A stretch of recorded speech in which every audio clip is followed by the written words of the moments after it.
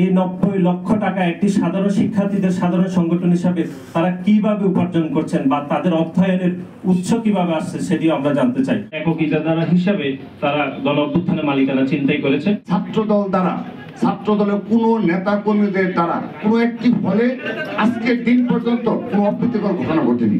গর্ব করে বলছি যে প্রতিটি ক্যাম্পাসে আমাদের বিপুল সংখ্যক সাধারণ শিক্ষার্থীদের ছাত্রদলের পতাকা তলে দেখা যাচ্ছে। গণ অভ্যুত্থান পরবর্তী সময়ে তারা নতুন রাজনৈতিক বন্দোবস্তের কথা বলে তারা ইতিমধ্যে একটি রাজনৈতিক দল গঠন করেছে। আমাদের দলের পক্ষ থেকে সেই সিদ্ধান্তকে স্বাগত জানানো হয়েছে এবং বাংলাদেশ জাতীয়তাবাদী ছাত্র দলের পক্ষ থেকে আমরা স্বাগত জানিয়েছি।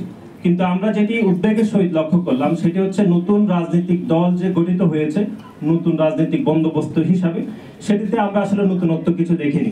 বিশেষ করে আমরা নেতৃত্ব নির্বাচনে খুবই সিলেক্টিভ বিষয় দেখেছি।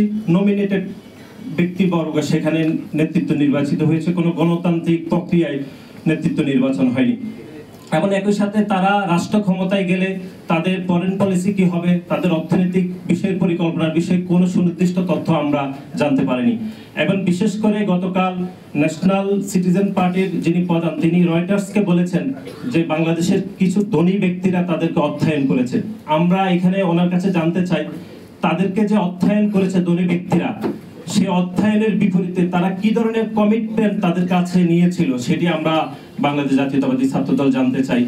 এবং একই সাথে এই যে তাদের নেতৃত্ব নির্বাচন অথবা তাদের অর্থ সংগ্রহের যে যাবতীয় বিষয়, তাদের ফরেন পলিসি বিষয়ে আমরা কোনো নতুনত্ব পাইনি, বরং বাংলাদেশ জাতীয়তাবাদী দল যখন গঠিত হয়েছে সেই দলের পলিসিগুলো কপি হয়েছে বলে আমরা মনে করছি এবং এটি কোনো দোষের কিছু নয়। সুতরাং সার্বিক বিষয়ে নতুন যে দল গঠিত হয়েছে সেটা নতুন রাজনৈতিক বন্দোবস্ত হয়নি। একই সাথে আমাদের কাছে মনে হচ্ছে এটি আদিম রাজনৈতিক বন্দোবস্ত হয়েছে বলে আমরা মনে করছি। বিশ্ববিদ্যালয়ের শিক্ষার্থীদের বিরুদ্ধে সূত্রপাত নাগরিক পার্টি এবং গণতান্ত্রিক ছাত্র সংসদের মধ্যকার দাবি বনাম প্রাইভেট বিশ্ববিদ্যালয় নিয়ে চলমান অভ্যন্তরীণ কুন্দল থেকে কিন্তু দুঃখজনকভাবে সার্জিস আলম এই ঘটনাকে রাজনৈতিক রূপ দেওয়ার জন্য ছাত্রদলকে দায়ী করে ফেসবুকে পোস্ট করেন। তার দাবি সম্পূর্ণ ভিত্তিহীন ও কল্পনাপ্রসূত।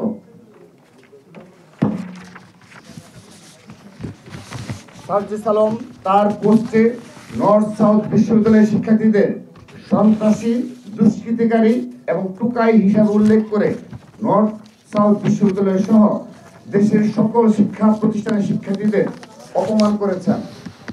আমরা তার এই উদ্ধতপূর্ণ ও বিদ্বেষমূলক বক্তব্যের তীব্র নিন্দা জানাই। সার্জিস আলমের বক্তব্যে জুলাই আগস্টের গণ অভ্যুত্থানে বেসরকারি বিশ্ববিদ্যালয়ের শিক্ষার্থীদের নজিরবিহীন ত্যাগকে মর্যাদা হানি করা হয়েছে। আমরা তার এই বক্তব্য প্রত্যাহার করার দাবি জানাচ্ছি।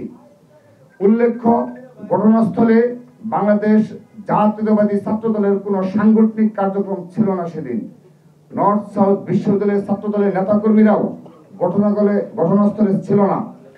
সার্জিস আলমের সাথে ছাত্রদলের কোনো বিরোধ হয়নি, তবে উল্টো সার্জিস আলমের শোডাউনে নিষিদ্ধ ঘোষিত ছাত্রলীগের চিহ্নিত সন্ত্রাসী এবং জুলাই আগস্টের গণহত্যার আসামিদেরকে দেখা গেছে। এভাবে জাতীয় নাগরিক পার্টি ও তাদের ছাত্র সংগঠনে নিষিদ্ধ ছাত্রলীগের পুনর্বাসন নেতাকর্মীদের পুনর্বাসন হচ্ছে। নেতাকর্মীদের পুনর্বাসনের নিন্দা জানাচ্ছি। নর্থ সাউথ বিশ্ববিদ্যালয়ের শিক্ষার্থীদের সাথে সার্জিস আলমের বিরোধের মধ্যে কোনো ছাত্র দলের নেতা কর্মীর উপস্থিতি ছিল কিনা আমরা তা পর্যালোচনা করে দেখছি।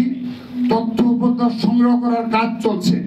যদি ছাত্র দলের কারো কোনো ন্যূনতম অসাংগঠনিক সংশ্লিষ্ট থেকে থাকে তাহলে আমরা ছাত্র দলের পক্ষ থেকে আন্তরিকভাবে দুঃখ প্রকাশ করছি। একই সাথে বেসরকারি বিশ্ববিদ্যালয়ের শিক্ষার্থীদের সাথে ঘটে যাওয়া ঘটনার দায় ছাত্র দলের উপর চাপানোর কৌশলের বিরুদ্ধে আমরা নিন্দা ও প্রতিবাদ জানাচ্ছি। সবাইকে ধন্যবাদ।